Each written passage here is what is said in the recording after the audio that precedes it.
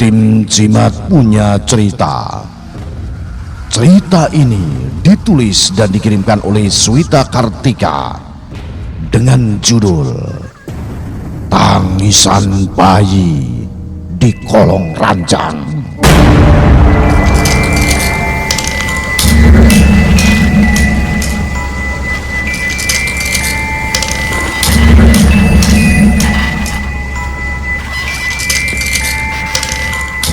Sebut saja namanya Abdullah Sairi. Keluarga Abdullah Sairi baru saja pindah di rumah yang ada di pengkolan Jalan Perumahan Kriya Perdana Asri.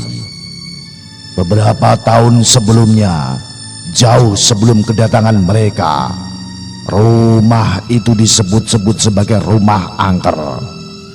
Rumah nomor 16 RT 2 RW 7 tidak pernah sedap riwayatnya. Penghuni-penghuni sebelumnya pun tak pernah tenang menghuni rumah itu.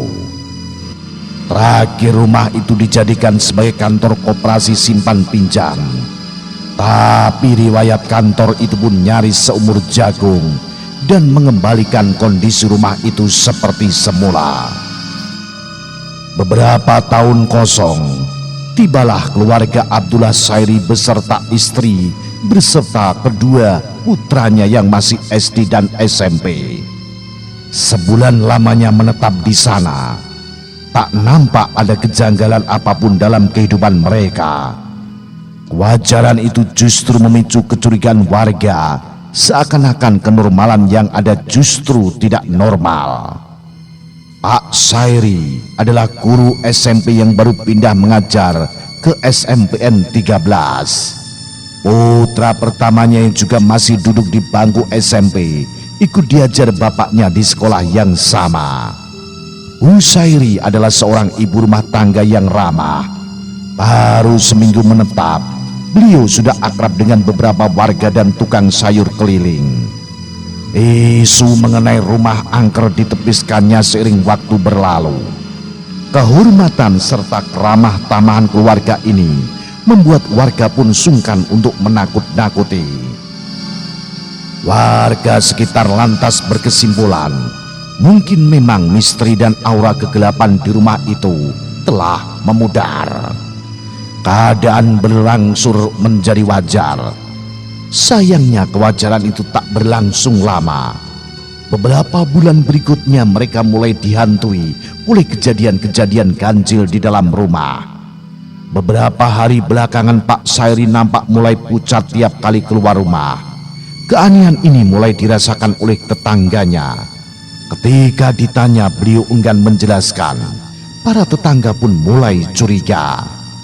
Kian hari kondisi Pak Sairi makin kelihatan kurus.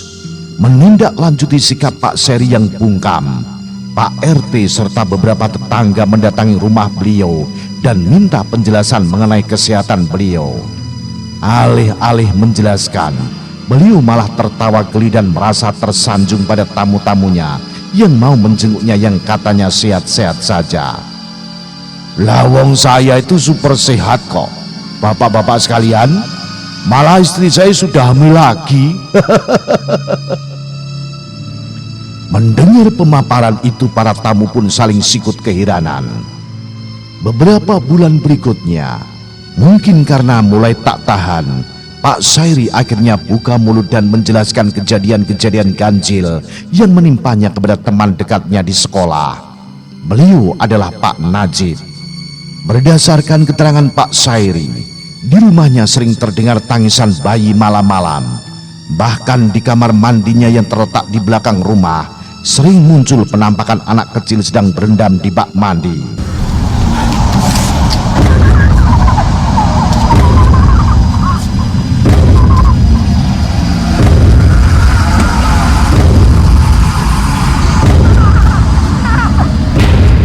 Kegelisahan Pak Sairi semakin menjadi karena anak-anaknya pun mulai bercerita hal serupa.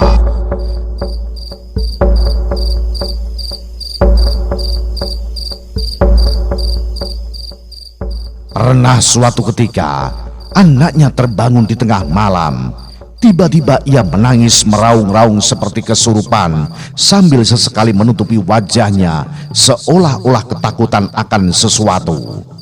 Tangannya menunjuk gemetaran ke arah dinding atas kamarnya. Tatkala Pak Sairi mendongak, sesosok bayi bertubuh hitam legam menempel di dinding atas. Matanya menyala merah sambil menangis serak.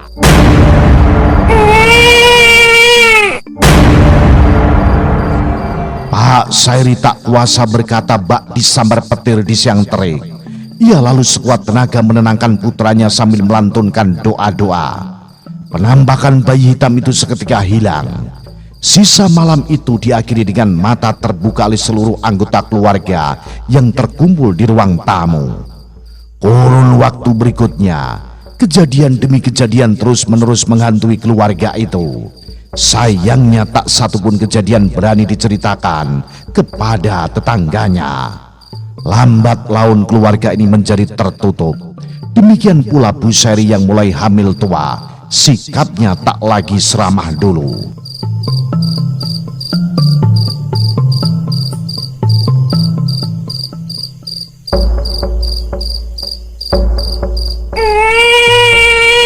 Suatu malam, Pak Sairi kembali mendengar tangisan bayi itu lagi. Merasa tertantang, beliau mendekati sumber suara. Ternyata suara tangisan aneh berasal dari kamar mandi. Setibanya di lokasi, Pak Sairi membatu. Dari dalam bak mandi keluar bayi berkulit hitam legam yang dulu pernah menampakkan diri. Bayi itu merangkak dengan kecepatan yang tak terduga menuju ke arah kolong ranjang tempat Pak Sairi tidur bersama istrinya. Hawa ketakutan melandanya. Ia segera membangunkan istrinya dan menyuruhnya pindah untuk melanjutkan tidur di ruang tengah hingga malam-malam berikutnya.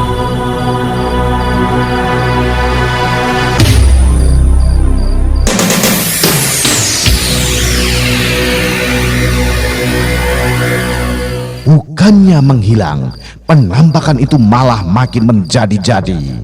Karena suatu malam Pak Sairi terjaga di tengah malam dan merasa perutnya seperti ditindih sesuatu. Ketika ia membuka selimut, sosok bayi hitam itu ada di dalamnya, sedang menatapnya sambil menangis mengerikan dengan matanya yang menyala merah.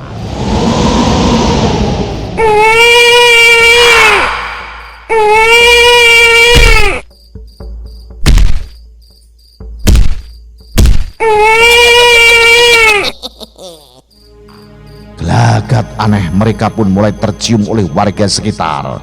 Para tetangga makin khawatir dan memaksa mencari tahu apa yang menimpa keluarga baru itu. Lagi-lagi Pak Sairi hanya bungkam dan memberi alasan lain agar tetangganya tetap tenang. Sebaliknya kisah-kisah mengerikan yang menimpanya justru diceritakan kepada rekan guru di sekolahnya. Terakhir kali dia mengeluh kepada Pak Najib kalau tengkuknya mulai sakit-sakitan karena tak pernah tenang tidur. Pak Najib yang mulai tak tahan akhirnya diam-diam mendatangi rumah rekannya itu. Beliau juga berbagi cerita kepada para tetangga tentang pengalaman gaib yang dialami seluruh keluarga penghuni rumah angker itu. Para tetangga yang mendengar penjelasan itu mulai menyebarkan isu, mulai berspekulasi tentang masa silam rumah itu. Lalu puncak misteri yang mengerikan pun terjadi. Malam itu, istri Pak Sairi mengalami pecah ketuban dini dan terpaksa melahirkan di kamarnya. Bidan terdekat telah hadir di lokasi bersama dengan beberapa ibu-ibu yang tinggal di sekitaran rumah itu.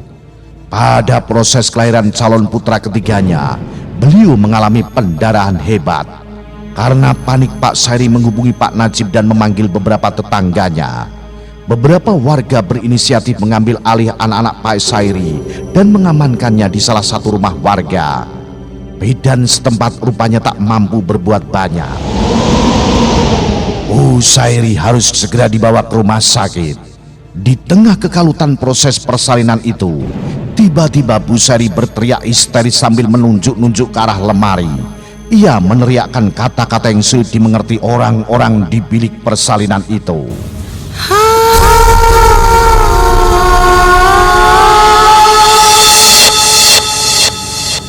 mobil warga yang hendak dipakai untuk membawa Bu Sairi ke rumah sakit tiba. Namun terlambat. Bayi keburu lahir, dan ketika keluar dari rahim, bayi itu sudah tak bernyawa, berlumuran darah, dan tubuh pucatnya dikerubuti belatung. Warga yang menyaksikan peristiwa itu terkesiap dirundung kengerian. Selepas penanganan dini oleh bidan setempat, Bu Sairi segera dilarikan ke rumah sakit. Esoknya, warga berduyun-duyun mendatangi keluarga Pak Sairi dan meminta beliau untuk membongkar lantai rumahnya. Izin diberikan begitu saja oleh Pak Sairi setelah diyakinkan oleh sahabat sekantornya, Pak Najib. Proses pembongkaran ini digagas oleh Pak Najib sendiri bersama beberapa warga yang telah melakukan penyelidikan terhadap riwayat silam rumah itu. Ketika pembongkaran dilakukan, ditemukan banyak sekali tulang belulang bayi yang dikubur di bawah area ranjang Pak Sairi. Penemuan tulang-tulang ini dilaporkan ke polisi dan mencoba menelaah ulang kasus-kasus lama. Rupanya rumah itu adalah bekas rumah aborsi. Hampir puluhan bayi mati di tempat itu. Konon, salah seorang bayi milik si dokter aborsi dibunuh dengan cara ditenggelamkan dalam bak mandi dan dikubur bersama bayi-bayi dan janin-janin lain di rumah itu. Sejak terbongkarnya kasus itu, keluarga Abdullah Sairi pindah ke perumahan lain. Beliau memilih tinggal sebagai tetangga Pak Najib. Inilah cerita misteri tentang aborsi dan janin yang digugurkan. Dan ingat, bagi siapa saja dalam posisi mengandung, jangan sampai Anda gugurkan, karena Anda akan susah dunia akhirat. Salam Jimatres, salam misteri. Au.